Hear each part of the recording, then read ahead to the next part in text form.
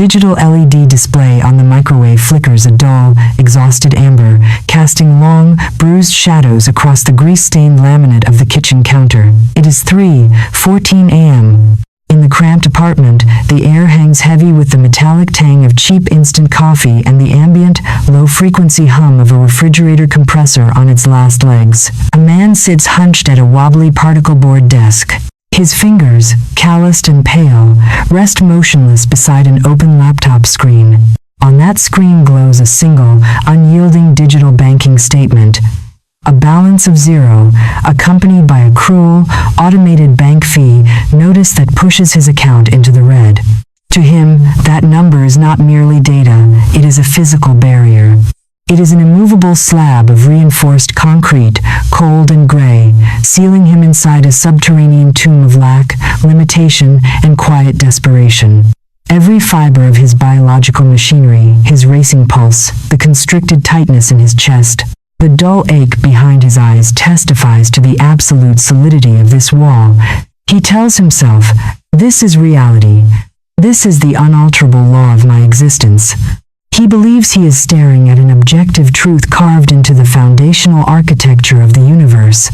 Yet, if an invisible, omniscient camera were to slowly pull back from this suffocating scene, rising through the flickering amber light, passing through the stained window glass, and ascending into the silent, star-studded expanse of the night sky, a breathtaking paradox would be revealed. The man is not trapped in a concrete fortress. He is sitting entirely enclosed by a massive, infinite chamber of mirrors. Every dark limitation, every financial ceiling, every recurring heartbreak he has ever cursed as an external enemy is nothing more than his own reflection, projected outward with terrifying fidelity. He is beating his bloody fists against a wall made entirely of glass, mistaking the image of his own past thoughts for an unchangeable prison wall.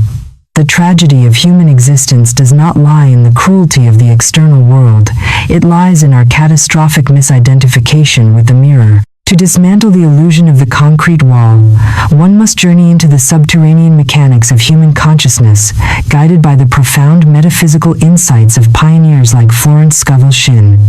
For decades, modern humanity has functioned under a collective hypnotic trance. The belief that consciousness is a passive spectator sitting in a dark, velvet-lined theater, watching the film of life roll out across a silver screen independently of the viewer. In this conventional, materialist view, events happen to us. The economy crashes, opportunities bypass our door, relationships disintegrate, and we throw up our hands in righteous indignation, declaring ourselves victims of circumstance. Shinn shattered this comforting illusion with a revolutionary proposition. Consciousness is not the spectator. Consciousness is the director, the screenwriter, the producer, and the solitary actor on the stage, all rolled into one cosmic synthesis. Why do we cling so desperately to the belief that our external circumstances dictate our internal state? The answer lies in the survival architecture of the human brain. Evolution wired our ancestors to prioritize immediate sensory input, what can be touched, smelled, hunted, or fled from. Consequently, physical matter became synonymous with ultimate reality. When a human being experiences poverty, rejection, or systemic failure, the nervous system registers these data points as solid, unyielding facts. How does an invisible mental pattern harden into an apparent physical fact? It begins in the fertile, unguarded soil of the subconscious mind with an unexamined assumption often planted in early childhood or reinforced by cultural conditioning. A child hears a parent sigh over a stack of bills and mutter, "Money doesn't grow on trees. Life is a struggle." That single sentence, repeated like a low-frequency drone over years, bypasses the critical faculty and implants itself as a foundational blueprint within the informational field. Once accepted, this belief acts as a biological and metaphysical filter. The human reticular activating system, RAS, tunes out millions of neutral or abundant possibilities in the environment, zeroing in exclusively on evidence that validates the core premise. When the adult experiences a financial shortfall, the mind triumphantly declares, "See, I told you so." This is the birth of the holographic projection. The internal belief generates an emotional frequency. That frequency interfaces with the universal informational field, and the field dutifully arranges physical atoms, human behaviors, and situational timelines to mirror the internal expectation back to the observer. The wall is never real. It is a thought form that has been fed, watered, and worshipped through repetitive emotional validation until it calcified into the illusion of stone. To dissolve the wall, one must stop fighting the reflection in the mirror and trace the image back to its source, the quiet, hidden chamber of human belief.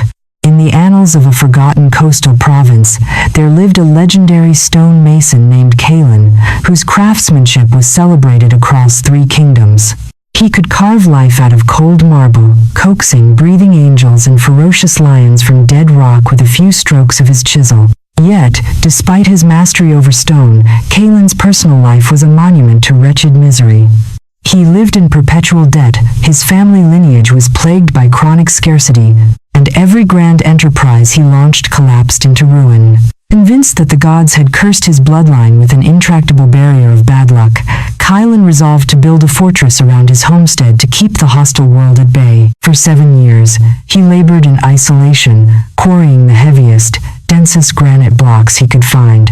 He hauled them up the steep cliffs, sweating blood and tearing his tendons, stacking them 5 cubits thick without mortar. He built a gate of solid iron, locked it with 3 heavy bolts, and retreated into the dark courtyard within, completely cut off from the light of the rising sun. One evening, as a fierce tempest raged across the sea, howling against his fortress walls, an old wanderer draped in tattered gray wool approached the iron gate. The wanderer did not knock or shout.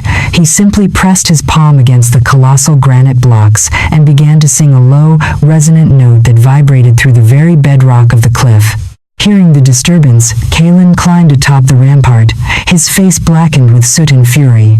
"Turn back, old man," Kalin roared above the gale. "You waste your breath.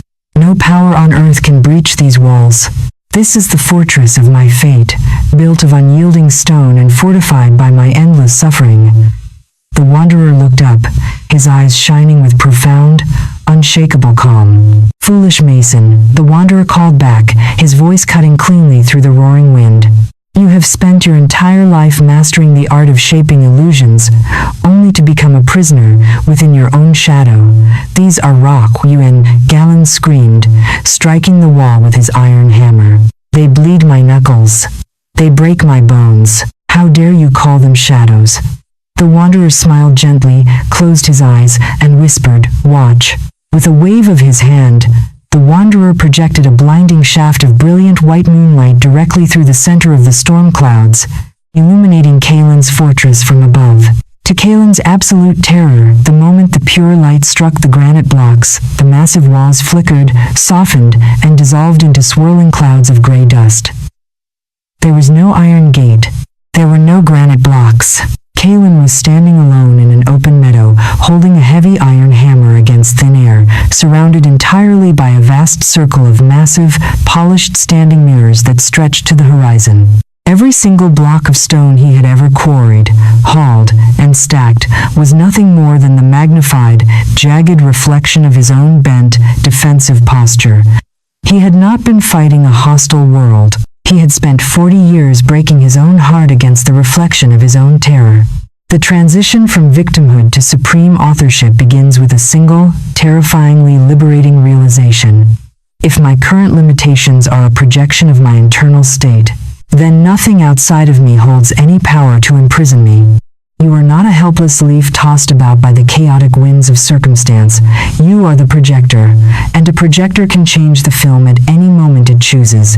To integrate this truth today, begin by engaging in what the ancient masters called the great audit of the mirror. Step away from your daily routines, sit in silence, and look unflinchingly at the areas of your life that feel most blocked, frustrating, or painful, whether in your finances, your career, or your relationships.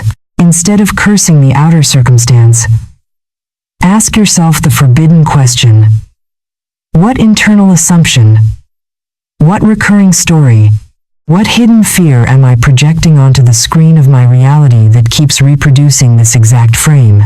Write it down without judgment. Bring the unconscious shadow out into the purifying light of awareness. The moment you recognize that a wall in your life is not a concrete fact, but a holographic projection born of an old thought pattern, the mortar begins to crack. The structure loses its energetic supply because you have stopped feeding it your belief. Yet, recognizing the mirror is merely the prologue. How does one access the invisible machinery that generates the projection in the first place? Where is the master dial that controls the frequency of your lived experience? The answer lies just beyond the horizon of ordinary, waiting in a silent, responsive domain where human thought intersects directly with physical matter. We are about to step across the threshold into the hidden architecture of the informational field and discover the precise mechanics of how reality bends to an assumed truth. A solitary handcrafted wooden radio tuner rests upon an ancient mahogany workbench in the center of a cavernous, soundproofed attic. Outside, a heavy twilight drapes over the cobblestone streets, and a thick, velvety mist clings to the window panes. The room is steeped in profound, absolute stillness, a silence so pure that the ticking of a pocket watch down below feels like distant thunder. Yet, this apparent emptiness is a deception. The room is currently saturated, overflowing, and vibrating with millions of invisible, overlapping broadcasts. Symphonies from distant capitals, urgent maritime warnings, ancient jazz recordings floating across oceans, and quiet human voices are all colliding, passing right through the wooden walls, the window glass, and the very body of an observer standing in the room, leaving no physical trace, no sound, and no disturbance. The observer steps forward in the dim light and lightly places 2 fingers upon the ivory dial of the tuner. With a slow, microscopic rotation of the wrist, the dial turns a fraction of a degree. Instantly, the silent void shatters. From the small brass speaker erupts a rich, cascading orchestral movement of cellos and violins, filling every corner of the attic with sudden, living sound. The radio waves did not materialize because the tuner willed them into existence out of nothingness. They were already there, bathing the room in potentiality. The simple act of calibration, turning the dial to a precise frequency, allowed the invisible matrix to cohere into a tangible, acoustic reality. Human existence operates precisely upon this subterranean frequency. We do not wander through a dead, mechanical universe waiting for good luck or tragedy to strike us at random. We move through an invisible, responsive ocean of data, what the ancient metaphysical architects termed the informational field. Every thought, every quiet assumption, and every recurring emotional frequency we emit acts as the ivory dial, tuning our biological instruments to receive a specific broadcast from the matrix of reality. What we call fate is nothing more than the station to which our internal dial is permanently set. To comprehend how the informational field dictates the architecture of our daily lives, one must abandon the crude, materialist superstition that physical matter is the primary substance of the universe. In the worldview inherited from 19th century industrialism, matter is solid, primary, and unyielding, while thought is merely a secondary, ephemeral ghost trapped inside the skull. The metaphysical and quantum paradigm, investigated by Florence Scovel Shinn, Neville Goddard, and modern systems thinkers, reverses this hierarchy entirely. Consciousness is primary. The informational field is the invisible medium, a living, hyper-responsive matrix where human intent intersects directly with the blueprint of physical matter. Why does the human mind struggle so violently to perceive this field if it surrounds us at every moment? The human nervous system is an evolutionary filtering mechanism designed for narrow biological survival, not ultimate truth. If an individual were consciously aware of every subatomic fluctuation, every ambient radio wave, and every infinite probability stream crossing their sensory apparatus at once, they would be paralyzed by cognitive overload. Therefore, the brain constructs a localized reality tunnel based on repetition. It takes whatever thoughts, beliefs, and emotional loops have been fed into it most frequently and projects them outward, treating that narrow data stream as the entirety of the objective universe. How does repetitive data input manipulate the informational field to shape physical outcomes? This occurs through a process of continuous energetic resonance. When a human being harbors a persistent belief such as the quiet, nagging conviction that opportunities always pass me by or financial security is meant for others, that belief is not a static mental picture. It is a dynamic, pulsating frequency. Through recursive feedback loops, this frequency is continuously broadcast into the informational field. The field, which is entirely neutral and non-judgmental, acts as a cosmic mirror. It receives the broadcast data and immediately begins organizing local conditions, human behaviors, synchronistic encounters, and material resources to mirror the incoming signal back to the sender. The job that falls through, the client who cancels at the last moment, the unexpected expense that drains the bank account. These are not cosmic punishments or manifestations of bad luck, they are mechanical echoes. They are the informational field faithfully executing the programming it has received from the observer's internal dial. When an individual attempts to change their life by merely altering their external behavior, working longer hours, forcing a smile, or hustling into exhaustion, they are attempting to change the music by violently shaking the speaker cabinet while leaving the radio tuner locked onto the exact same station. Real transformation requires no force applied to the physical world. It requires a sovereign shift in internal calibration, tuning the consciousness away from the broadcast of lack and aligning it with the frequency of absolute fulfillment. In the late autumn of 1901, along the storm-battered cliffs of Newfoundland, a solitary man stood inside a wooden shed with a copper wire kite string dangling from his hands into the howling gales of the Atlantic. His name was Guglielmo Marconi, and he was hunting ghosts. For months, the established scientific establishment had mocked his insane proposition that intelligent messages could be sent across thousands of miles of open ocean without copper wires, riding upon invisible waves that passed through the earth, the sea, and the human body alike. To the physicists of the era, Marconi's claims were magical thinking, akin to catching whispers on the wind. There was nothing to see, nothing to touch, and no instruments crude enough to capture the phantom signals. Marconi stood motionless against the freezing wind, his eyes fixed on a delicate coherer, a glass tube filled with iron filings connected to an earpiece waiting for a prearranged signal of 3 Morse code dots, the letter S, sent from a station across the ocean in Poldhu, Cornwall. The critics laughed from their warm London parlors, declaring that the curvature of the earth would scatter the waves into the void, making long-distance transmission an absolute physical impossibility. They were trapped inside the visible geometry of the world, prisoners of what their physical eyes could measure. Then, through the static hiss of the earpiece, a faint, rhythmic scratching sound broke the silence. Tap, tap, tap. 3 distinct impulses cut through the void of the Atlantic storm. It was not a mechanical trick. It was human thought, translated into electromagnetic frequency, traversing 2,000 miles of invisible ether, and registering upon a physical instrument, because the instrument had been precisely calibrated to receive it. The ocean had not changed. The air had not hardened into wire. The invisible field had simply responded to a frequency that was systematically broadcast and intelligently anticipated. Marconi did not invent the electromagnetic spectrum. He merely discovered how to stop fighting the material limitations of his era and tune his apparatus to an invisible reality that had been waiting there since the dawn of creation, silently offering infinite connection to anyone bold enough to listen. To stand before the vast, invisible expanse of the informational field is to realize the staggering magnitude of your own creative sovereignty. Every frustration you have ever experienced in your finances, your vocation, or your emotional life was never a permanent architectural feature of reality. It was simply the static of an old station playing on an unattended dial. To embody this truth today, begin by practicing the art of frequency auditing. Throughout your waking hours, pause periodically, not with anxiety, but with the detached curiosity of a master scientist, and listen to the silent broadcast running in the background of your mind. What story is playing on your internal radio? Are you tuned to the frequency of scarcity, bracing yourself for the next crisis?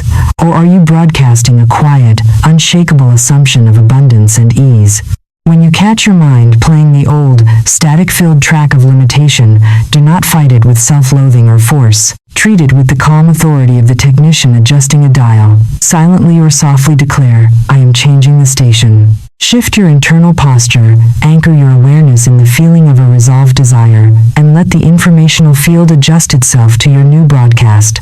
Yet, shifting the dial is only the mechanism of connection. What happens when the frequency is locked in? How does an internal assumption force the solid, unyielding walls of physical reality to violently reorganize themselves? The answer lies just ahead, waiting in the stillness of the mirror lake, where the law of assumption reveals its ultimate, breathtaking power. A dark, glass-still mountain lake rests at the twilight boundary of dusk, nestled deep within a colossal amphitheater of jagged, snow-capped peaks. The air is crisp, carrying the sharp, pine-scented fragrance of high-altitude wilderness. The surface of the water is so utterly motionless, so impeccably smooth, that it is entirely impossible for the human eye to discern where the shoreline ends and the liquid mirror begins. The entire inverted vault of the evening sky, its bruised violet hues, its nascent silver stars, and the towering silhouette of the surrounding crags is painted upon the dark water with terrifying, flawless precision. An observer stands upon the rocky bank, holding breath and movement alike. The lake is not waiting for permission to reflect the world. It is an absolute, unconditional receiver. Suddenly, a solitary golden eagle, sweeping silently through the upper atmosphere in search of its roost, crosses the zenith of the sky. The bird has not yet touched the water. It is hundreds of feet above, soaring through the open air. Yet, instantly with a speed that defies mechanical delay, the reflection on the surface of the lake violently reorganizes itself. The image of the soaring eagle flashes across the water before the bird completes its downward arc, as if the water already knew the precise trajectory of the creature before physical geometry could catch up. Human beings stand before the universe as this very observer, gazing into a quantum mirror. Most individuals spend their entire lives screaming at the reflection in the water, demanding that the image change its posture, its clothing, or its expression while leaving the original object untouched. They shake their fists at the surface, weeping because the reflection shows scarcity, defeat, or loneliness. They fail to grasp the ultimate, uncompromising law of the mirror. The reflection has no independent volition. It cannot initiate motion. It cannot alter a single line of its form. It is a slave to the observer. The moment the observer alters their internal state, the inner posture of assumption, the quantum mirror reorganizes physical reality with the speed of light, before the change is even registered by the 5 physical senses. To master the law of assumption, as articulated by Neville Goddard, one must dismantle the most pervasive and destructive superstition of modern civilization, the belief that seeing is believing. Human conditioning teaches a backward, laborious equation of cause and effect. When I see the money in my bank account, I will believe I am prosperous. When I see the right person walking into my life, I will believe I am loved. When physical evidence justifies my hope, I will allow myself to feel secure. Goddard inverted this equation with mathematical ruthlessness, revealing it to be the exact reverse of truth. The supreme hermetic axiom dictates, believing is seeing. Why does physical reality stubbornly refuse to change when an individual merely wishes, begs, or visualizes their desires into absolute exhaustion? The secret lies within the mechanics of emotional conviction versus mental desperation. When a person visualizes an outcome while simultaneously glancing back at their current lack, checking the bank balance, scanning the empty room, feeling the ache of loneliness, they are broadcasting a split signal into the informational field. They are saying, I want this, but I know I don't have it. The field, acting as an unyielding mirror, reflects back that very division, the eternal pursuit of a carrot dangled just out of reach. Desperation is an admission of absence. How does the human mind successfully bridge the chasm between an invisible desire and a tangible physical fact without falling into the trap of forced striving? It is achieved through the art of living in the end. This is not positive thinking, nor is it a childish denial of present circumstances. It is a sovereign psychological coup. When an individual individual assumes the feeling of the wish fulfilled, they bypass the critical, doubting intellect and anchor their consciousness directly in the state of completion. Why does this force physical matter to reorganize itself? Because reality at its subatomic foundation is not a collection of solid, independent blocks. It is a fluid probability wave collapse dictated by observer expectation. When you assume a state as an already accomplished fact, you cease to desire it. And in ceasing to desire it, because desire implies a lack, you stop broadcasting the frequency of absence. You begin broadcasting the frequency of possession. The quantum ye, bound by unity. You do not force the universe to give you what you want. You simply tune your consciousness to the station where you already possess it, and reality rearranged itself to validate your conviction. In the northern reaches of the Florentine Republic, during the height of the Renaissance, there lived a master portrait painter named Master Valerio, whose commissions were sought by popes, princes, and merchant kings alike. Yet, Valerio's greatest masterpiece was never hung in a public gallery, nor was it ever seen by the wealthy patrons who lined up outside his studio doors. It was said that when Valerio was commissioned to paint the portrait of a disgraced, impoverished nobleman who had lost his estates, his title, and his dignity, Valerio did something eccentric. He set up his heavy wooden easel, stretched a pristine canvas across the frame, and placed his brushes in a ceramic jar filled with turpentine. For 3 full weeks, Valerio did not apply a single stroke of pigment to the linen. He did not mix oils, nor did he sketch charcoal lines. Instead, he simply pulled a chair before the blank white canvas, sat in absolute silence for hours on end, and stared into the empty space with an expression of profound, unshakable adoration, as if he were gazing upon the most majestic visage in Christendom. The impoverished nobleman, growing restless and humiliated by the bizarre charade, finally slammed his hand onto the armrest of his chair and shouted, "Master Valerio, are you mocking my ruin? Weeks pass, and your brush remains dry. This canvas is as empty and desolate as my name." Valerio did not flinch. He slowly turned his gaze from the blank linen, looked the nobleman dead in the eye, and spoke with terrifying, serene authority. "You see a blank canvas because your physical eyes are blinded by the mud of your past failures. But I have already painted your glory upon this frame with colors more vibrant than any mineral harvested from the earth. I have seen you restored. I have seen your lands returned. I have seen your head held high in the halls of power. The picture is already finished in the realm of reality. My physical hand merely waits for the coarse matter of this world to catch up to what is already accomplished." The nobleman fell silent, pierced to his soul by the absolute conviction in the artist's voice. Something inside his own chest shifted. A cold, heavy knot of defeat dissolved, replaced by a sudden, terrifying surge of sovereign dignity. He stopped slouching. He straightened his spine. He looked at the empty canvas and, for a fleeting second, he felt the crown resting upon his brow. 3 days later, before Valerio had even picked up a bristle brush, a courier arrived breathless at the nobleman's door bearing an imperial decree from the crown. A long-disputed ancestral estate, seized a generation ago, had been unconditionally restored to his lineage by royal edict. When the nobleman rushed back to Valerio's studio, panting with awe, to declare that the miracle had manifested, Valerio simply pointed to the blank canvas, which still bore not a single drop of paint. "The canvas was never the cause, my friend," Valerio whispered. "It was merely the mirror. To stand as the master of the law of assumption is to realize that you are the author of every single condition that populates your existence. The universe does not negotiate with your hopes, it complies with your assumptions. What you claim as true within the hidden sanctuary of your consciousness must, by the iron laws of the quantum mirror, manifest as fact upon the screen of space and time. To embody this truth today, begin by practicing the sacred discipline of the finished state. Identify one desire, one specific, profound elevation in your life. Whether in your financial sovereignty, your creative mastery, or your personal relationships that you have long treated as a distant, hard-to-reach prize.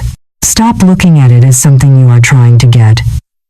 Step into the invisible, psychological position of someone who already has it. Close your eyes, strip away the noisy demands of your physical environment, and ask yourself, how would I feel right now if this were already an undeniable, irreversible fact of my daily life? Let the feeling of naturalness wash over you. Let go of the frantic mechanics of how it will happen. Abandon the anxiety of the timeline. The moment you feel the quiet, unshakable calm of possession, you have imprinted the informational field. The quantum mirror has already flipped its image. Yet, knowing the law and feeling the assumption are only the sparks. How does this ephemeral mental state cross the chasm into permanent biological reality? How does a repeated thought weave itself directly into the physical architecture of the human brain? We are about to cross the threshold into the exact neuroscience of transformation, discovering how ancient wisdom and modern biology unite to prove that you can literally rewire your mind at the cellular level. Within the silent, sovereign cathedral of the human skull, a universe of unimaginable complexity hums in the dark. Under the lens of an impossible microscopic observer, the cerebral cortex reveals itself not as a static mass of gray tissue, but as a vast, living constellation of billions of microscopic neurons suspended in a delicate sea of interstitial fluid. Suddenly, a single, sharp burst of electrical energy leaps from the axon terminal of one neuron, crossing the microscopic abyss of the synaptic cleft like a blinding bolt of fork lightning across a midnight sky.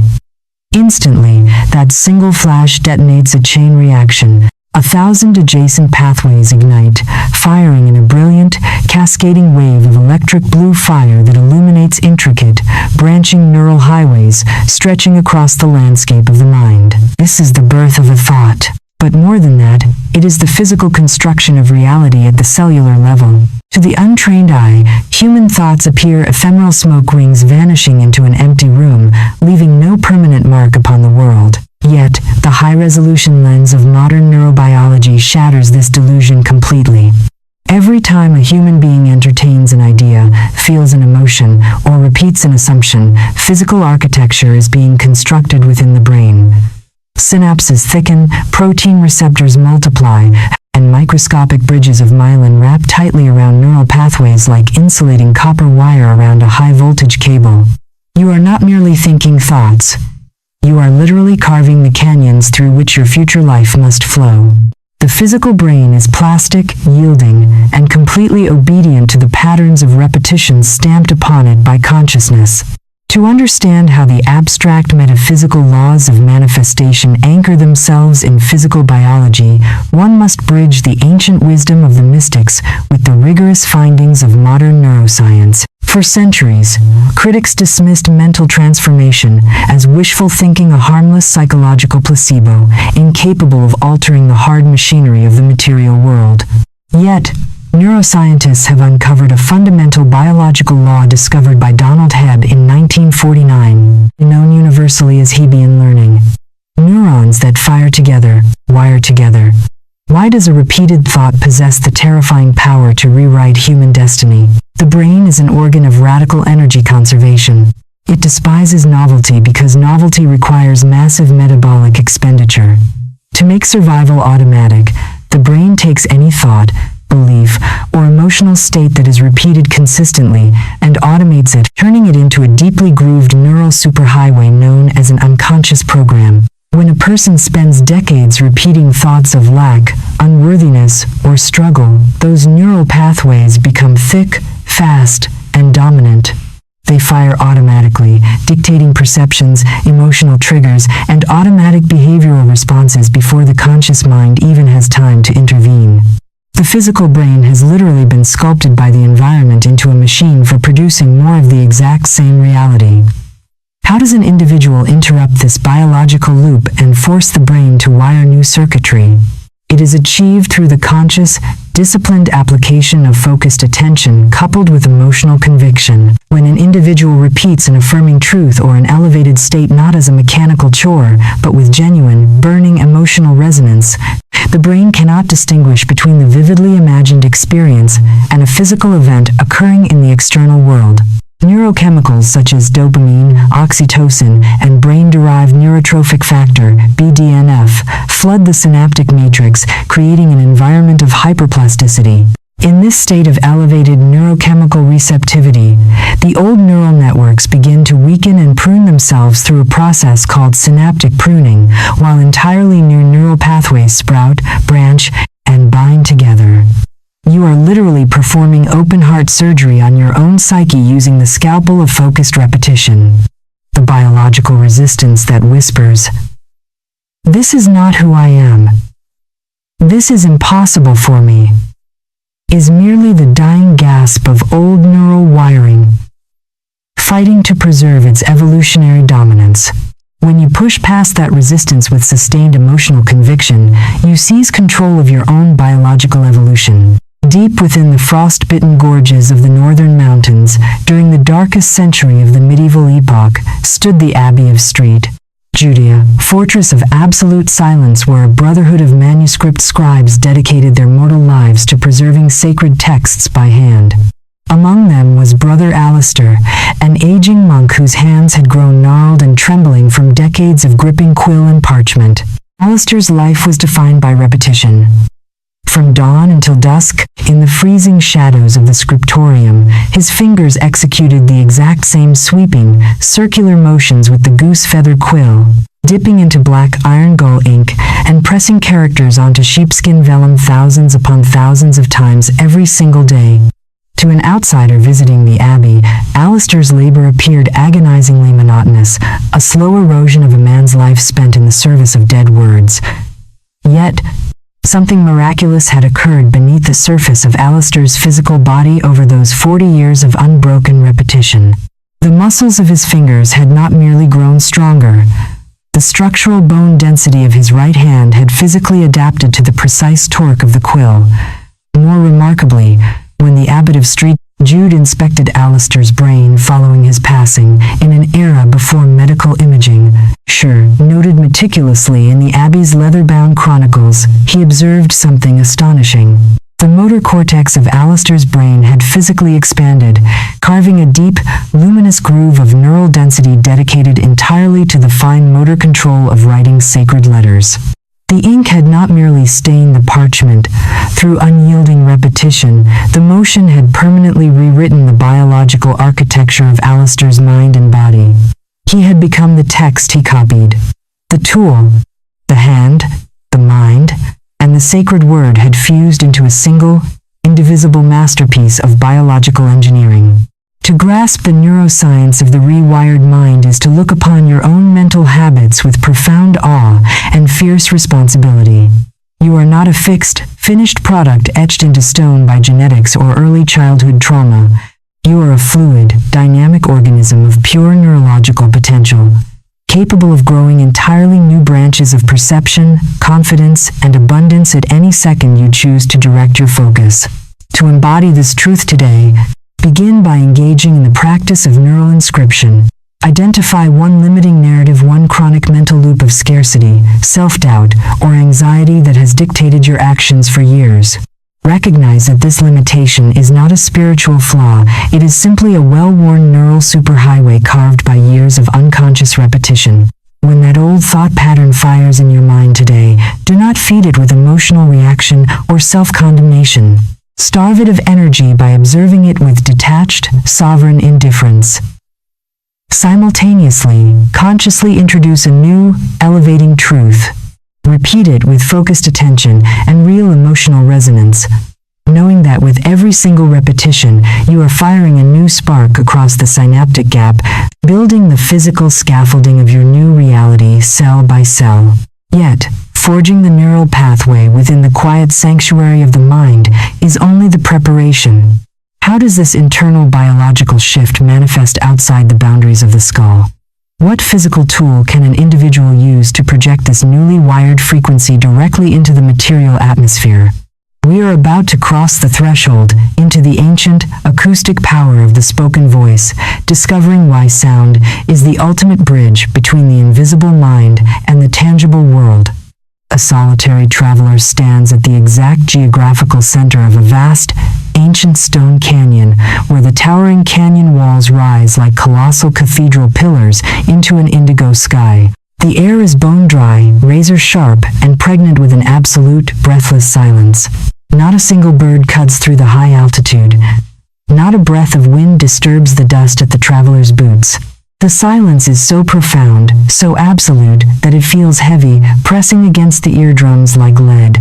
The traveler closes eyes, draws a deep, deliberate breath from the diaphragm, and releases a single, pure, perfectly pitched vocal tone into the open air. The sound does not simply vanish into the emptiness.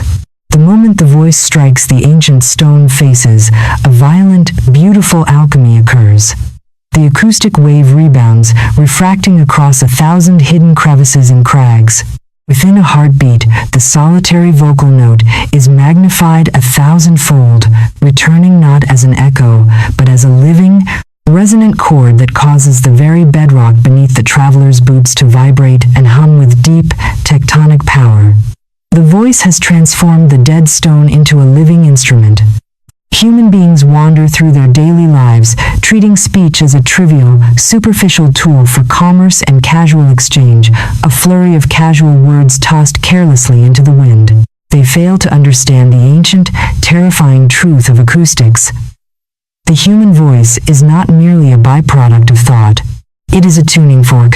Every word spoken aloud carries a specific physical vibration, a molecular frequency that ripples outward through the moisture of the atmosphere, striking the informational field and leaving an indelible, physical imprint upon the fabric of reality. When an individual speaks their limitations, they anchor them in stone. When they speak their sovereignty, they shatter the walls around them. To master the metaphysics of speech, one must transcend the reductionist view of language as an abstract system of arbitrary symbols. In esoteric traditions and advanced linguistic philosophy, sound is the primal creative substance. In the beginning was the word. This is not a poetic metaphor. It is an exact technical description of how consciousness collapses probability waves into physical form. Why does speaking an intention aloud create an exponentially more powerful imprint on reality than merely thinking it silently in the skull? The human mind is a turbulent ocean of unformulated noise. Thousands of thoughts flicker across conscious awareness every hour, most of them contradictory, fleeting, and ignored by the subconscious. Silent thought lacks mechanical friction. It remains trapped within the electrochemical circuits of the brain, easily overridden by competing doubts and environmental distractions. How does the physical act of vocalization bridge the invisible mind and the tangible world? When an individual speaks words audibly, a complex cascade of multi-sensory mechanics is instantly triggered. First, the diaphragm contracts, driving air across the vocal folds and creating mechanical friction. Second, the physical body experiences internal proprioceptive feedback. The chest cavity vibrates, the jaw moves, the tongue shapes matter, and the ears receive the auditory feedback of one's own voice. This creates a closed-loop system of profound neurological reinforcement. The brain hears the externalized voice and treats it not as an internal fantasy, but as an undeniable environmental fact. Furthermore, acoustic physics dictates that sound waves are longitudinal pressure waves capable of displacing matter. When you speak an affirmation into the space around you, you are literally vibrating the air molecules, imprinting your mental frequency onto the physical medium of your immediate environment. You are broadcasting a signal that the informational field cannot ignore. The reason most people fail to transform their lives is that they whisper their desires timidly in their minds while screaming their limitations aloud to the world with every casual complaint. To reverse this dynamic, one must learn to use the voice as a master acoustic instrument, deliberate, resonant, and entirely aligned with the reality they wish to manifest. In the late 14th century, deep within the mountainous heartland of Central Europe, the master cathedral builders of the Guild of Street Vitus faced a seemingly insurmountable crisis. They had been commissioned to erect a grand municipal hall whose central vaulted ceiling spanned an unprecedented width of stone. Yet, during 3 successive winters, as the mortar cured and the winter gales howled down from the peaks, the massive stone arches groaned under their own weight, developing hairline fractures that threatened catastrophic collapse. The master mason of the guild, an elderly craftsman named Master Jorik, refused to add more stone or thicken the buttresses. Instead, he did something that the younger apprentices deemed sheer madness.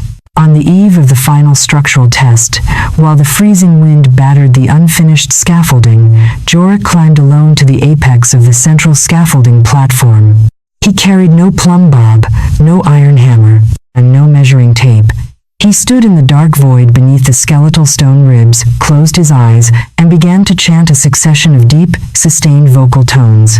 For hours, Jorik tested the acoustic resonance of the chamber, shifting his pitch upward and downward until he struck a specific, piercing frequency. At that exact note, the massive stone rib above him did not crack. Instead, the entire skeletal framework of the hall began to hum in sympathetic vibration. The dead weight of the masonry seemed to lift, the stress points equalizing across the architectural curves as the acoustic wave traveled fluidly through the mortar joints. Jorik climbed down from the scaffolding, gathered his apprentices, and commanded them with absolute serenity. Strike every stone of the central arch with a wooden mallet until it rings to that exact pitch, and mortar it while it sings. The apprentices obeyed. They tuned every block of granite to the resonant frequency discovered by Jorik's voice. When the spring thaw arrived and the ferocious mountain winds returned, the great municipal hall did not shudder or crack. It stood firm, singing silently into the storm, its structural integrity permanently locked into the harmonic frequency established by a single human voice. To recognize the power of your own voice is to step into the role of an acoustic architect. The words you speak into the empty air of your bedroom, your car, or your office are not evaporating into nothingness. They are shaping the invisible architecture of your life, setting the energetic pitch to which your future must conform. To embody this truth today, begin by engaging in the practice of auditory declaration. Identify the single most vital transformation you require in your life right now. Craft a precise, powerful statement of this reality not as a desperate wish, but as an absolute decree. When you find yourself in absolute solitude today, take a deep breath, drop your shoulders, and speak that affirmation out loud. Do not mutter it under your breath. Project it with steady, resonant authority into the space around you. Let your own ears hear your voice declaring your new reality. Feel the physical vibration of the sound waves moving through your chest and jaw. Recognize that you are tuning your instrument to a higher frequency. Yet, tuning the instrument through the voice is merely the preparation for the deeper work. How do we unearth the ancient, inherited programming that sabotages our voice before it even leaves our lips? Where are the invisible roots of limitation buried? As the narrative pauses at this sacred threshold, take a brief moment to reflect upon the frequency you have been broadcasting into your world. If this revelation of the voice as a tuning fork has resonated within your core, consider leaving a like and subscribing to the channel. By doing so, you are not merely engaging with content, you are casting a digital signature into the informational field, marking your conscious commitment to step out of the static of limitation and align your life with absolute sovereignty. The journey continues now as we descend into the hidden catacombs of the psyche, unearthing the ancestral blueprints that have quietly dictated your reality and discovering how to dismantle them forever in the chapters that lie ahead. A shaft of amber, dust-laden light pierces through the louvered shutters of a forgotten attic, illuminating an immense iron-banded cedar trunk resting quietly in the shadows. The air inside the space is thick with the distinct, melancholic fragrance of dried lavender, oxidized copper, and yellowed paper that has not felt the breath of open air for half a century. An observer stands motionless before the heavy chest, slowly lifting its creaking lid on rusted, protesting hinges. Inside lies no treasure of gold or glittering jewels, but a silent archive of human inheritance, bundles of faded letters tied with brittle ribbon, sepia-toned photographs of stern-faced ancestors whose features mirror those of the living, and worn leather ledgers filled with cramped, anxious handwriting, tracking the daily pennies of a bygone era of scarcity. To the casual onlooker, these are merely the discarded relics of the dead. Yet, a deeper, more chilling reality reveals itself upon closer inspection.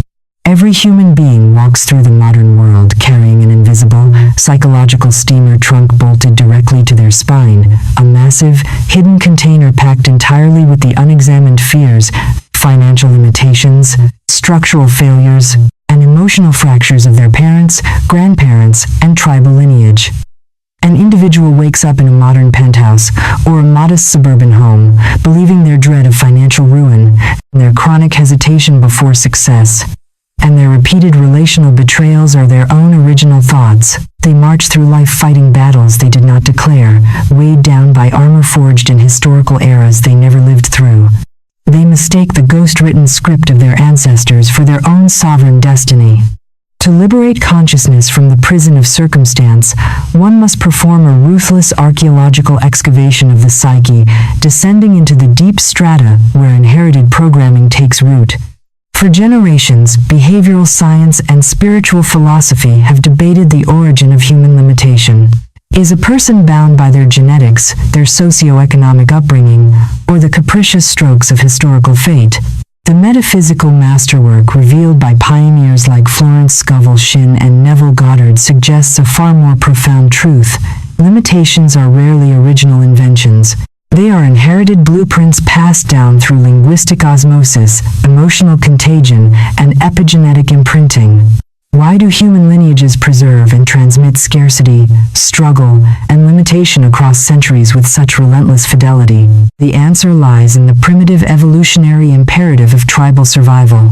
For thousands of years, our ancestors lived in an environment of absolute physical peril, where resources were scarce, predators were constant, and stepping outside the established behavioral boundaries of the tribe meant swift execution or exile. Fear, hypervigilance, and the deep-seated belief that there is never enough to go around were not psychological flaws. They were vital evolutionary survival strategies. When a parent whispers to a trembling child, "We are not the kind of people who get lucky. Wealth is meant for others," they are not merely expressing an opinion. They are passing down an ancient, protective spell designed to keep the child safely inside the small, predictable perimeter of the ancestral cave. How does this ancestral maxim calcify into an invisible financial and emotional ceiling in adult life? It happens through the subtle mechanics of unconscious loyalty. The human child harbors an instinctual, biological desire to remain bonded to the tribe, to surpass one's parents financially, to achieve a level of peace, abundance, or creative sovereignty that the family lineage has never known, triggers a primitive, deeply buried terror of abandonment, the silent, irrational fear that by rising above the ancestral station, one is betraying the bloodline. Consequently, the adult sabotages their own success at the 11th hour. They engineer a financial crisis, pick a destructive partner, or stall their career just as victory is within grasp, unconsciously proving their loyalty to the ancestral narrative of struggle. The wall of limitation is not a monument to your personal weakness, it is a family heirloom. And until you consciously unearth that heirloom, examine its heavy iron construction, and deliberately smash it against the stones of awareness, you will continue to live out a tragedy written by hands that turned to dust generations ago. In the fertile, terraced foothills of the Valenwood province, there lived a generational orchardist named Orson, whose family had worked the same rocky soil for 300 years. Yet, despite Orson's back-breaking labor from dawn until dusk, the southern quadrant of his family estate was cursed by nature. Every single spring, the apple trees in that specific sector produced stunted, bitter fruit choked out by an impenetrable thicket of aggressive, thorn-ridden briars that drank all the moisture from the earth. For 20 years, Orson labored endlessly beneath the merciless sun, hacking at the briars with a heavy iron sickle every morning. By noon, his palms were torn and bleeding. By evening, the briars were already regrowing, thicker and sharper than before. Exhausted, broken, and weeping in despair, Orson sat down in the dirt one afternoon, leaning his back against the trunk of a dying apple tree, and cursed the soil. "This earth is poisoned," he cried out to the empty hills. "My father farmed it in misery. My grandfather starved upon it. We are cursed by the gods to wrestle with barren dirt." An old traveler, draped in a dust-stained traveling cloak, paused along the stone wall bordering the orchard. Hearing the farmer's lament, the traveler leaned over the barrier and spoke softly. "Orson, you do not wrestle with the soil. You are bleeding yourself against an iron anchor buried by your ancestors. Orson looked up, wiping sweat and blood from his eyes. What madness do you speak? These are briars.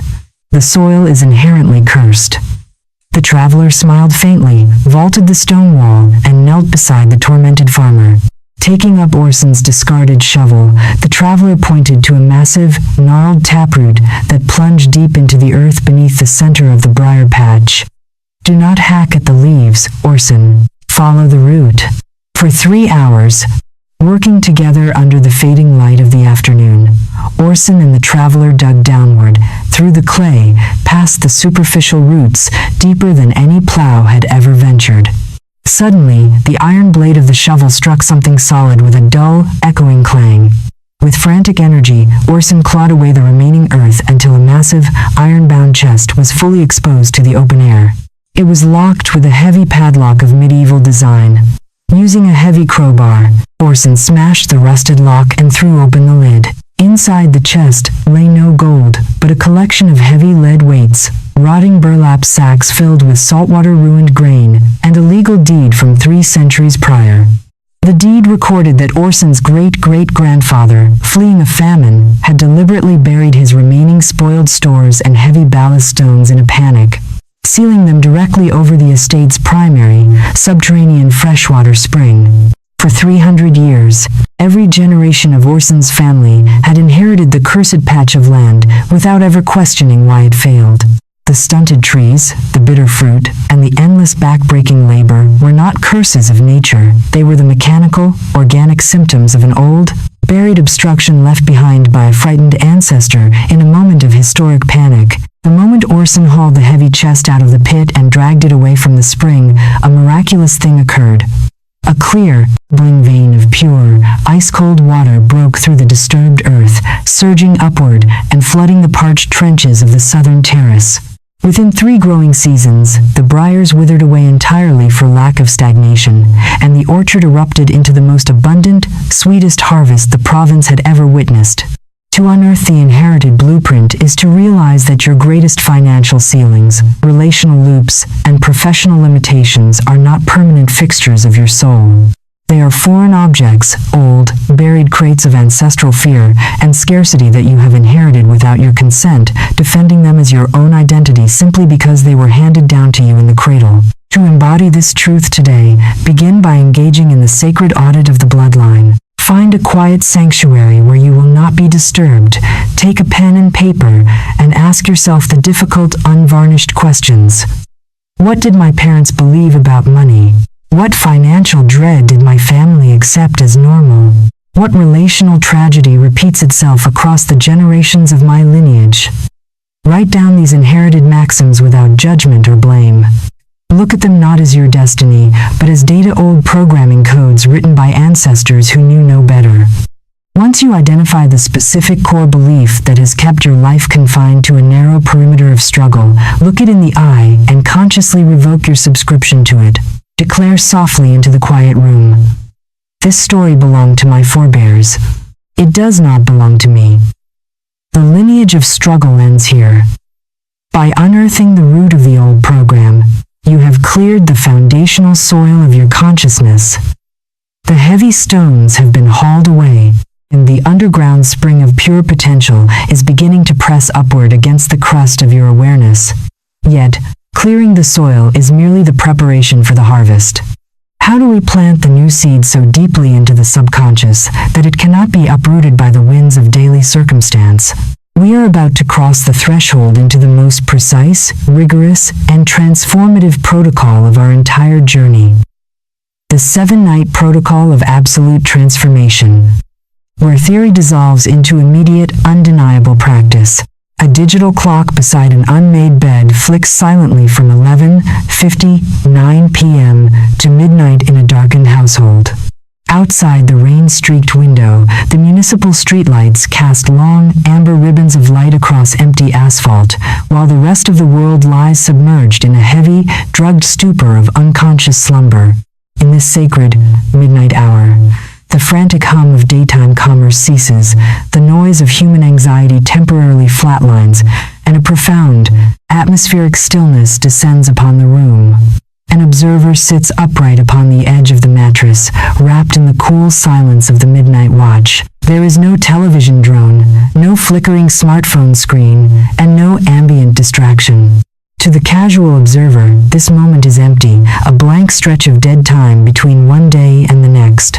Yet, to the master architect of consciousness, this midnight threshold represents the most potent, hyper-responsive window in the entire diurnal cycle. The critical faculty of the conscious mind, the hyper-vigilant gatekeeper that judges, doubts, and rationalizes during the glaring light of day is growing weary, its defenses lowering as the biological tide recedes toward deep sleep. The air in the room feels thick, heavy with potentiality, like the breathless atmosphere just before a summer thunderstorm breaks. It is the precise point of leverage where a human being can reach past the noisy turbulence of daily survival and drop an entirely new blueprint directly into the fertile, unguarded soil of the subconscious. The ritual of transformation is not forged in public arenas or crowded boardrooms. It is born in the absolute sovereignty of the midnight hour, where man meets the infinite. To transition from the realm of abstract metaphysical theory into practical, lived mastery requires a disciplined, structural mechanism. For centuries, seekers have understood that the subconscious mind cannot be bullied, argued with, or lectured into submission. It is a silent, literal garden that accepts whatever seeds are planted within it, with absolute indifference to whether those seeds produce poison or fruit. Why do casual affirmations or half-hearted positive thoughts whispered during a chaotic daytime commute fail to alter the architecture of a person's life? They fail because the conscious mind during waking hours is locked in a state of high beta wave brain activity, a fortress guarded by skepticism, past trauma, and sensory feedback. When a person casually says, "I am wealthy," while looking at a stack of unpaid bills and feeling a knot of panic in their stomach, the nervous system rejects the statement as a dangerous lie. The emotional reality of lack overrides the hollow words, reinforcing the very scarcity one is trying to escape. How does the 7-night protocol bypass this biological security system to rewrite the deepest patterns of identity? The protocol operates through a precise convergence of physiological relaxation, acoustic vocalization, and uninterrupted rhythmic repetition across 7 consecutive diurnal cycles. Why 7 nights? In the esoteric and physiological rhythm of human biology, 7 represents a complete cycle of cellular and psychological integration. When an individual enters a state of deep, relaxed calm before sleep, the brain transitions from high-frequency beta waves down into the alpha and theta states. In this twilight zone, the barrier between the conscious and subconscious thins to a microscopic veil. When the practitioner speaks a carefully chosen, highly resonant affirmation out loud, 100 times engaging the breath, the vocal cords, the auditory feedback loop, and the proprioceptive vibration of the body, they are flooding the informational field with a coherent, unambiguous signal. The first night introduces the seed into the loosened soil. The second and third nights break through the residual resistance of old neural pathways. By the fourth and fifth nights, the repetition ceases to feel like an external performance and begins to feel like a natural, undeniable truth. By the 6th and 7th nights, the subconscious mind accepts the statement not as a wish, but as an established architectural fact. The old program is systematically starved of emotional fuel, and the new identity takes root with the unyielding strength of an ancient oak. Transformation is not an accident of grace, it is an act of engineering. In the royal armory of the Northern Reach, during an era when kingdoms were forged and shattered upon the battlefield of cold steel, there lived a legendary master swordsman and bladesmith named Master Oakhaven. His blades were sought by kings because they possessed a supernatural flexibility and an indestructible edge that could cleave an iron helm without chipping a single millimeter of the steel. A young, ambitious nobleman, eager to discover the secret of Oakhaven's legendary craftsmanship, traveled across treacherous mountain passes to beg the master to reveal his formula. When the youth arrived at the forge, expecting secret metallurgical books or rare mineral infusions from distant lands, he found only a roaring coal fire, a heavy anvil of blackened iron, and a single, unadorned bar of raw pig iron resting on the workbench. "Where are the secret elixirs, master?" the nobleman asked, peering around the soot-stained rafters with palpable disappointment. "Where is the magic that makes your swords invincible?" Oakhaven did not look up from his work. He picked up a pair of long iron tongs, gripped the raw bar of iron, and thrust it deep into the heart of the roaring coals until it glowed a blinding, cherry-red heat. "There is no magic, boy," Oakhaven replied calmly. "There is only the discipline of the sevenfold fire." With a rhythmic, measured cadence, the master pulled the glowing metal from the coals, placed it upon the anvil, and struck it with a heavy iron hammer. Clang, clang, clang. For 7 consecutive nights, Oakhaven continued, his hammer falling with absolute, unyielding precision. This raw steel must be heated to the exact threshold of surrender, folded over upon itself, and struck 100 times precisely at the apex of its glow. On the first night, the impurities scream and resist the blow. On the third night, the metal begins to remember its new shape. By the 7th night, the crystalline structure of the iron has realigned itself completely. The weak spots are hammered out, the structural integrity is unified. The blade is no longer steel, obeying an external force. The blade has become the strike itself. The nobleman watched in stunned silence as the master repeated the rhythmic cycle, hour after hour, night after night, until the raw, brittle iron was transformed into a masterwork of shining, unbreakable resilience. The strength of the sword was not born from the quality of the mine from which it was ripped. It was born from the uncompromising discipline of the 7-night fire. To stand before the threshold of the 7-night protocol is to understand that your transformation is no longer a matter of vague hope, but a disciplined, architectural commitment. You are the smith, the anvil, and the raw steel all at once. To embody this truth today, begin by preparing your sacred sanctuary for the protocol. Choose a precise, powerful affirmation that captures the absolute core of your desired transformation. A phrase unburdened by doubt, such as "abundance flows to me effortlessly and without resistance," or "I am the sovereign architect of my reality, and my world aligns with my peace." When night falls and the house grows silent, carve out 20 uninterrupted minutes. Sit in relaxed solitude, release the physical tension from your shoulders, and speak your chosen affirmation out loud 100 times. Feel the vibration of your voice in the quiet room. Let your ears register the decree. Commit to this sacred act for 7 consecutive nights without a single omission, treating the ritual with the grave, unshakable reverence of a master building his life from the ground up. Yet, once the 7th night's final hammer stroke falls and the last word is spoken, a new and perilous trial begins. For in that moment, the human ego faces its most devastating temptation. The obsessive, anxious impulse to claw open the soil and check if the seed has sprouted. What happens when the watchman cannot let go? We are about to cross the threshold into the most dangerous trap of all. The danger of the watchful eye. A dense, velvet black stillness blankets the agricultural valley long before the first pale fingers of dawn brush the eastern horizon. Within a newly turned patch of rich, damp earth, an anxious farmer kneels alone in the chilled mud, holding a heavy iron gardening trowel in his calloused hands.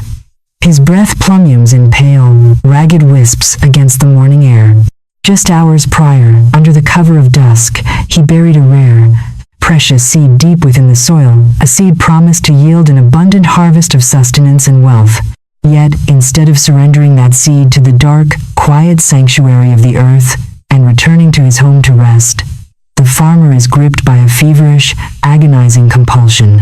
With trembling fingers, he drives the iron blade of the trowel into the damp dirt just inches from where the seed rests.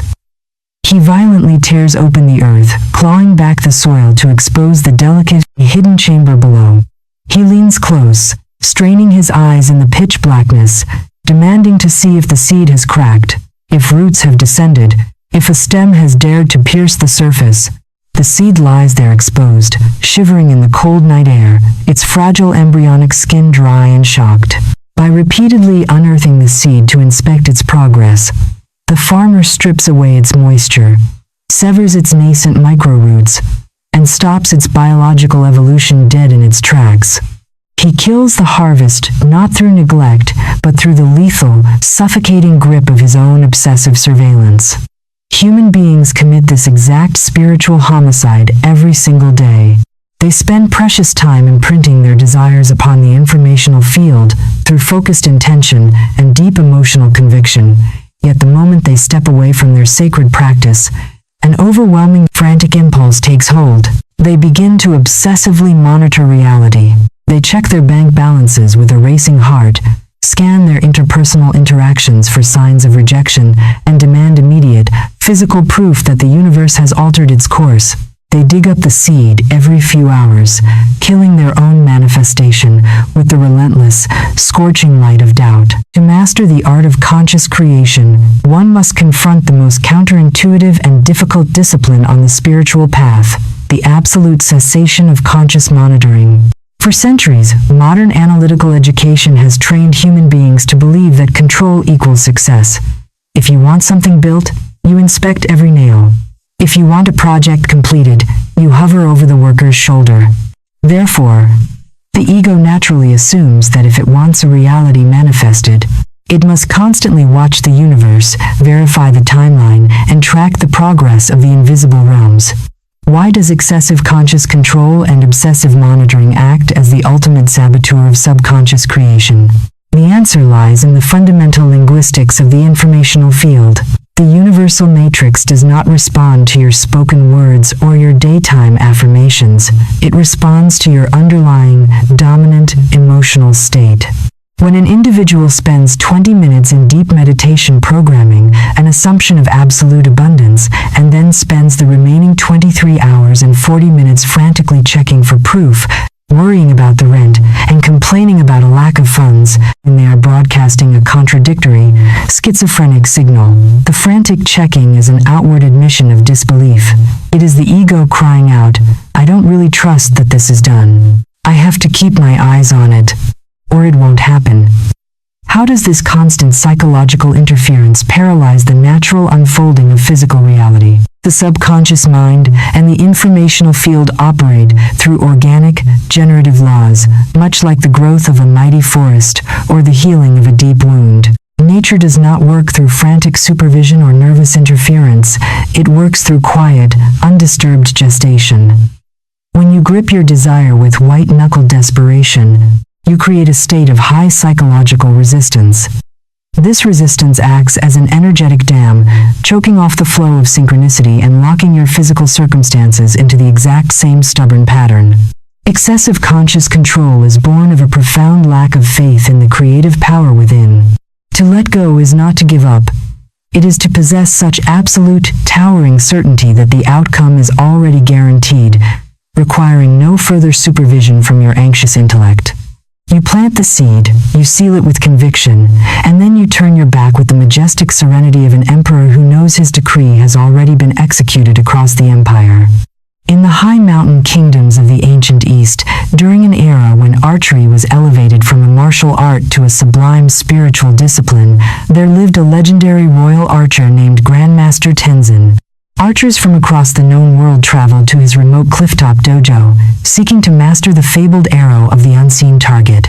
A young, immensely talented martial artist named Jin arrived at the gates of the dojo, boasting of his flawless physical vision, his lightning-fast reflexes, and his ability to strike a target 1,000 paces distant in the dead of night. Tenzin accepted the youth as a student, led him to the archery range at the edge of a sheer precipice, handed him a heavy yew bow, and pointed toward a paper target fluttering in the distance across a deep, misty gorge. Jin stepped up to the firing line. He knocked a feathered shaft, drew the heavy bowstring back to his cheek until his muscles corded with tension, and narrowed his eyes with laser-like intensity. He calculated the wind shear, measured the distance, and stared down the wooden shaft with an obsessive, burning desire to pierce the exact center of the bullseye. He waited for the wind to drop, his fingers trembling with the immense strain of holding the draw. Before Jin could release, Grandmaster Tenzin calmly reached out, tapped the youth's elbow down, and plucked the arrow from the bowstring. "Master, why did you stop me?" Jin protested, his face flushing with frustration. I was locked onto the target. My aim was true. Tenzin shook his head slowly, his eyes reflecting the deep serenity of the mountain sky. You were not aiming at the target, young Jin. You were staring at your own fear of missing. You held the bowstring so tightly and watched the distance so frantically that your very anxiety introduced a tremor into the wood. The arrow cannot fly straight when the archer refuses to let go of the flight path. How, then, can I ever hit the mark if I do not watch it? Jin demanded, exasperated. Tenzin smiled, stepped back, and blindfolded the young archer with a thick strip of dark silk. He placed a fresh bow in Jin's hands, stepped behind him, and pressed his palms gently against the youth's shoulders, aligning his spine with the axis of the earth. Now, Tenzin whispered into the cold mountain wind. Draw the bow without looking at the target. Feel the tension in your back, the stillness in your breath, and the absolute certainty that the arrow is already resting in the bullseye before the string is even released. When the state of completion is absolute, open your fingers and let go without a backward glance. Do not watch the arrow fly. Turn your back and walk away. Jin obeyed. Stripped of his physical sight, forced to abandon his obsessive visual monitoring, he surrendered to pure internal conviction. He drew the bow, felt the effortless alignment of his body, and opened his fingers. A sharp thwack echoed across the gorge. When Tenzin removed the blindfold and led Jin to the distant target, the wooden shaft was buried precisely, impeccably, through the absolute center of the bullseye, not because Jin had watched it every inch of the way, but because he had released it with the unshakable certainty of a master who understood that the creation and the result are one and the same. To master the art of non-interference is to release the suffocating grip of the watchful eye. You cannot simultaneously claim to possess a reality and frantically search your environment to see if it has arrived. True ownership is characterized by absolute peace, quiet indifference to the absence of immediate physical evidence, and a profound, unshakable rest. To embody this truth today, begin by practicing the sacred discipline of the blindfold. After you have completed your daily alignment or your evening protocol, consciously slam the door on the urge to monitor. When the intrusive thought arises, let me check if anything has changed. Let me see if the money is there. Let me verify if the person has called. Catch yourself with sovereign awareness. Treat that anxious impulse as an old, childish habit trying to undermine your authority. Silently declare to yourself, "It is already finished. I do not need to inspect the soil, because I trust the life beating within the seed." Drop the subject entirely. Turn your attention to your present moment duties, your creative works, or the quiet enjoyment of your day, operating from the luxurious calm of someone whose future is already secured. Yet, once the watchful eye is blinded and the anxious grip is released, what happens behind the scenes of the theater of reality? How does the universe respond when you finally get out of its way? We are about to cross the threshold into the miraculous mechanics of orchestration, witnessing how unexpected synchronicities, forgotten resources, and effortless doors begin to fly open the exact moment you surrender control. A vast, polished marble floor stretches across the dim interior of a subterranean vault. Upon this pristine surface stands an intricate, monumental mosaic composed of tens of thousands of individual, hand-carved dominoes. They twist and turn in elaborate mathematical spirals, looping across arches and ascending shallow wooden steps, forming an incomprehensible labyrinth of multicolored wooden pieces stretching into the dark corners of the hall. An observer stands at the far perimeter, holding a single, slender brass stylus. From this ground-level perspective, kneeling with eyes just inches above the floor, the structure appears as a chaotic, fragmented puzzle of narrow gaps and confusing angles. It is impossible to see the overarching design. With a light, deliberate touch, the observer nudges the very first domino at the edge of the perimeter. Click! Instantly, a chain reaction of crisp, mechanical collisions detonates across the floor. The tiles fall in a blur of motion, sweeping through curves and loops entirely out of the observer's direct line of sight. From the kneeling vantage point, the observer cannot see where the line is traveling, nor can they physically reach out to guide every falling block through the labyrinth. Yet, behind the scenes, an invisible, perfectly choreographed ballet of physics unfolds with terrifying, beautiful precision. When the final tile strikes its destination across the massive hall, the entire mosaic resolves itself into a breathtaking, colossal portrait of light and color that can only be fully appreciated from above. Human beings stumble through their daily lives like an observer kneeling on the floor, desperately trying to manually push every single circumstance, person, and dollar into place with brute force. They believe that if they do not micromanage every minute detail of their existence, the entire structure will collapse into chaos. They remain utterly blind to the majestic, invisible orchestration unfolding behind the scenes of their awareness, where the informational field is quietly, seamlessly arranging the grand architecture of their reality the moment they step back and let the first domino fall. To understand how reality reorganizes itself after an individual successfully plants an internal assumption and releases conscious monitoring, one must abandon the mechanical delusion of modern hustle culture. The conventional worldview insists that if you want a specific outcome, whether financial freedom, professional mastery, or profound emotional alignment, you must personally construct every step of the bridge, sweat over every brick, and fight every obstacle through sheer willpower. The metaphysical architecture investigated by Shinn, Goddard, and ancient esoteric traditions reveals a radically different truth. The how is none of your business. Why does conscious human intellect fail so miserably when it attempts to engineer the specific logistical pathways of its own manifestation? The human conscious mind possesses an infinitesimally small bandwidth of perception. It can hold only a few variables in focus at any given moment. If you demand that your intellect figure out how the money will arrive, who will offer you the contract, or what exact day the doors will open, you trap your infinite potential inside the cramped, terrified box of your current memory banks. Your mind only knows what has happened to you in the past. Therefore, if you rely on your conscious intellect to map the route, you will only ever recreate variations of your past limitations. How does the informational field bypass human limitation to orchestrate synchronistic reality with flawless precision? When an individual establishes an unshakable internal assumption and surrenders the need for microscopic control, they shift the burden of execution from the fragile ego to the infinite intelligence of the matrix. The informational field contains all possible timelines, human connections, resources, and geographical configurations simultaneously. Once your frequency is locked in and the emotional anchor is set, the field initiates a vast, silent orchestration.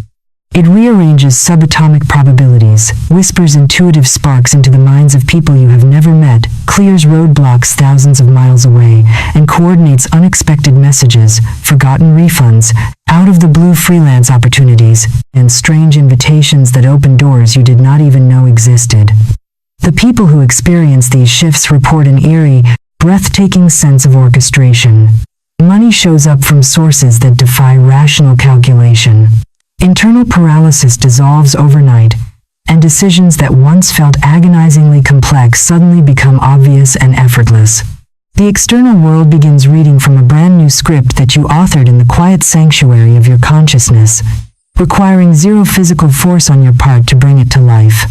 In the northern reaches of the Scandinavian frontier, during the heart of a merciless winter blizzard that had buried entire villages beneath 10 feet of blinding snow, a seasoned mountain guide named Torstein led a caravan of merchants across the treacherous high passes.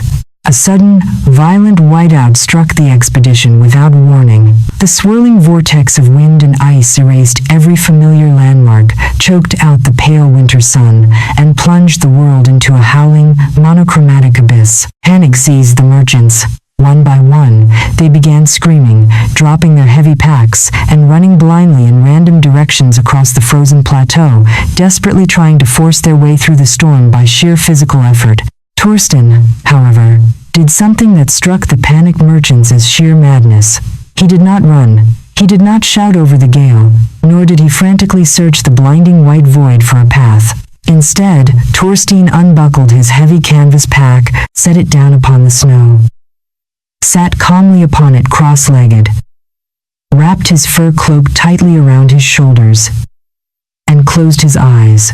One of the frantic merchants, stumbling past him through the blinding drift, grabbed Torstein by the fur collar and shrieked in absolute terror. "Madman, are you paralyzed? We are freezing to death.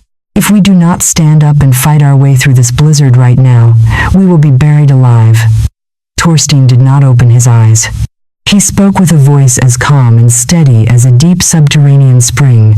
"To fight the storm is to become the storm's victim. When you cannot see the path, stop walking, surrender the map to the wind. The mountain knows the way home better than your frantic feet." Thinking Torstein had lost his mind, the merchants abandoned him to his fate and plunged deeper into the freezing whiteout, desperately trying to force their own survival. Torstein remained seated upon his pack in the absolute center of the gale, breathing slowly, surrendering all control to the silent intelligence of the wilderness. He sat motionless for nearly an hour as the snow drifted around his shoulders. Then, quite suddenly, a bizarre series of synchronistic events began to unfold across the frozen plateau. A massive gust of wind, shifting unexpectedly from the north, sheared through a towering snow cornice 300 paces away, causing a massive drift to collapse and reveal an ancient, forgotten stone shelter carved directly into the lee of the mountain, a shelter complete with dry firewood, a stone hearth, and an open iron door that had been sealed beneath the ice for a decade. Simultaneously, the shifting air currents carried the distant, sharp scent of wood smoke drifting up from a shepherd's hidden cabin, nestled safely in the lower timberline just below the fog line. Torstein stood up, brushing the snow from his wool cloak. He did not need to guess, calculate, or force his way through the blizzard. The storm had rearranged the landscape around him, clearing the path the moment he ceased his frantic struggle. He simply stepped forward, followed the subtle scent of smoke on the crisp mountain air, and walked effortlessly down into the safety of the valley, leaving the exhausted merchants far behind, still beating their bloody fists against invisible walls of ice. To witness the orchestration of the unseen is to look upon your life with a profound, unshakable sense of awe. You realize that you do not need to know how your dreams will manifest, who will bring them to you, or what exact timeline they will follow. Your only task is to hold the frequency, secure the assumption, and step out of the way of the infinite intelligence waiting to serve you. To embody this truth today, begin by practicing the art of radical allowance. Throughout your waking hours, watch for the subtle, synchronistic breadcrumbs that the universe begins dropping at your feet. When an unexpected phone call arrives, when an unusual opportunity presents itself out of nowhere, or when a sudden, inexplicable intuition prompts you to take a new route or reach out to a forgotten acquaintance, do not second-guess it with cynical analysis. Treat it as a stage direction from the unseen script you have written. Step into the flow with lighthearted curiosity and absolute trust. Silently acknowledge to yourself, the machinery is moving, the orchestration is underway. I am being carried toward my destination with absolute precision. Yet, witnessing the orchestration of the unseen is merely the preamble to the grand finale. What happens when this power is fully integrated into a permanent, unshakable way of being? What does it mean to step out into the world no longer as a seeker of miracles, but as their living embodiment? We are about to cross the final threshold into the majestic culmination of our journey, stepping face to face with the sovereign architect who commands the canvas of reality itself. A grand cathedral of white marble and weathered stone stands at the highest point of a promontory overlooking an infinite, sapphire sea. The sun hovers at the exact meridian of noon, casting an intense, diamond-bright brilliance across the expansive courtyard. Within the cavernous nave, soaring arches reach upward into dim, vaulted heights, while monumental stained glass windows depict scenes of forgotten epochs in rich, jewel-toned hues of ruby, sapphire, and gold. An elderly master builder stands alone at the heavy bronze threshold of the grand entrance. For 50 years, his hands have shaped the mortar, guided the apprentices, and measured the plumb lines that brought this colossal sanctuary from an abstract ink sketch on parchment into a physical monument of enduring stone. Yet, as the first golden rays of afternoon light begin to flood through the towering eastern clerestory, illuminating dust motes dancing in shafts of pure illumination, the master builder does something unexpected. He sets his heavy iron drafting compass upon the marble floor, unties his leather tool belt, lets it drop softly to the ground, and steps out from beneath the sheltering shadow of the portico. He no longer carries the tools of a laborer. He no longer wears the stained apron of a builder. He stands tall, his posture unyielding against the ocean breeze, gazing out at the boundless horizon where the glittering water melts seamlessly into the sky. To the casual spectator entering the cathedral, he appears to be merely an old man resting after a long career. But to anyone possessing eyes to see, a profound transformation has occurred. He is no longer building the temple, he has become the temple. The architecture, the stone, the light, and the ocean have ceased to be external objects. They are extensions of his own sovereign awareness. Human existence culminates at this very threshold. Most individuals spend their entire mortal span scurrying through the corridors of life as frantic laborers, terrified tenants, or accidental victims of a world they believe was built by others. They never discover the ultimate, majestic truth of their own identity. You are not a guest in the theater of reality. You are the sovereign architect. To arrive at the final summit of metaphysical mastery requires a radical, uncompromising deconstruction of the ego's relationship with power. Throughout the preceding chapters, we have dismantled the illusions of the concrete wall, decoded the mechanics of the informational field, harnessed the law of assumption, rewired the neural architecture, and calibrated the voice, unearthed ancestral blueprints, executed the midnight protocol, silenced the watchful eye, and witnessed the orchestration of the unseen.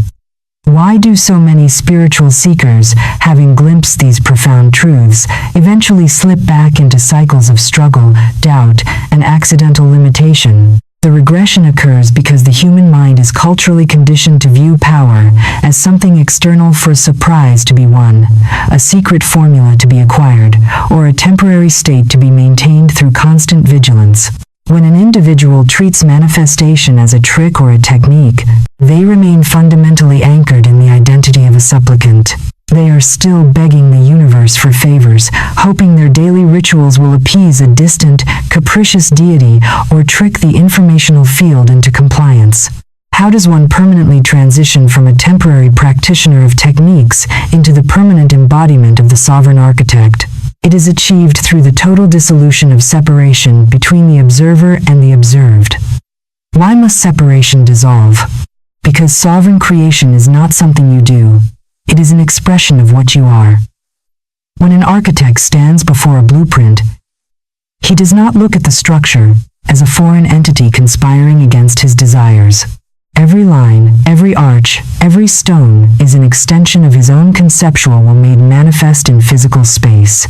When you fully integrate this realization, the frantic need for validation vanishes. The anxiety of the timeline evaporates. You no longer look at your financial account, your relationships, or your vocation as indicators of your worth or the reality of your world. You recognize that physical matter is simply soft, malleable clay, infinitely responsive, endlessly patient, and completely obedient to the quiet, unshakable decrees of your consciousness. You stop trying to manipulate life because you realize there is nothing outside of you to manipulate. The mirror does not fight back. The informational field does not argue. It simply mirrors the absolute majesty of your assumed identity with breathtaking, unfailing precision. In the imperial annals of the ancient Tang dynasty, during an era when the arts of landscape design and imperial landscaping were elevated to the highest spiritual philosophy, there lived a legendary royal gardener named Master Lu. For 40 seasons, Lu was charged with maintaining the imperial summer palace gardens, a sprawling sanctuary of misty lakes, bonsai forests, winding stone pathways, and cascading waterfalls that served as the earthly paradise for the emperor and his court. As Lu grew old, the emperor summoned him to the vermilion throne room and bestowed upon him a magnificent jade pendant, praising him lavishly. Master Lu, for 4 decades, your hands have coaxed the most wondrous blooms from the earth. Your mastery over soil, water, and stone is unrivaled in the Middle Kingdom. Tell me, what is the secret recipe of your shovel? What rare fertilizers do you mix into the mud to create such perfection? Master Lu bowed low, pressing pressing his forehead against the cool marble floor. He rose, smiled gently, and shook his head. Your Imperial Majesty honors this humble servant, but there is no secret recipe, and there are no special tools in my cart. Impossible, the Emperor declared, frowning slightly. Every spring, my royal botanists attempt to replicate these exact gardens in the northern courtyards, using the finest soil, imported seeds, and endless labor. Yet their flowers wither, and their stones remain barren. There must be a hidden art to your work. Lu stepped to the edge of the elevated terrace, gesturing toward the vast, blooming landscape spread out below them in the afternoon sun. Your Majesty, when I was a young man, I believed my job was to fight the weeds, force the blossoms, and bully the earth into obeying my design. I spent my days sweating, weeping, and screaming at the soil when things did not grow according to my schedule. I was a laborer at war with my own garden.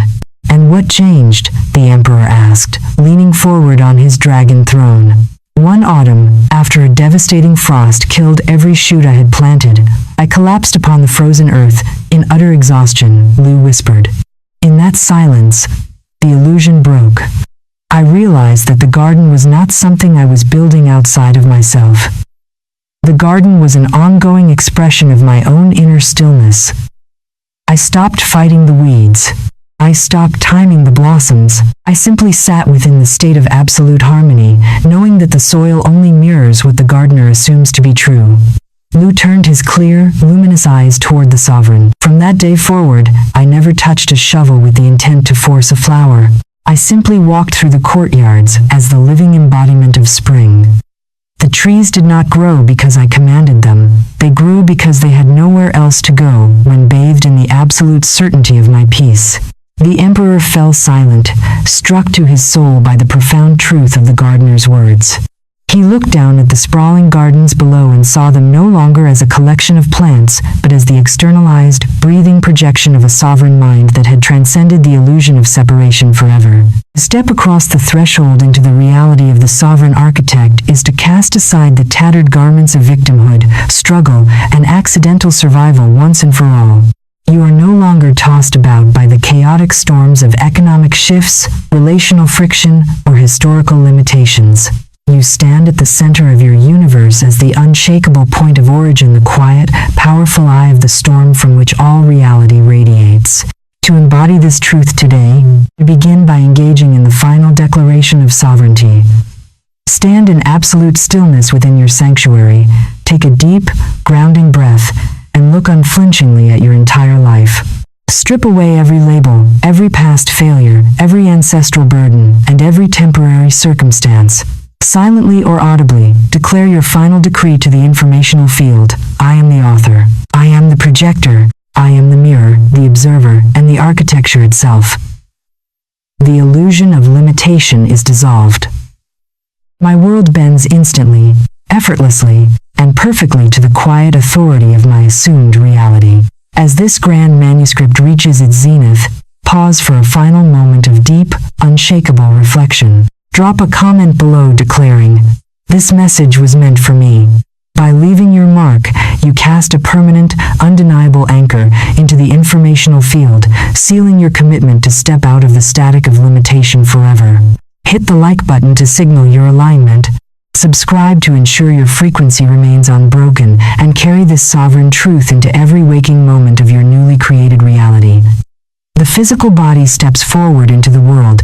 The doors of the cathedral swing wide open. The horizon stretches out before you, infinite and infinitely responsive, waiting for your very next thought to paint the canvas of eternity.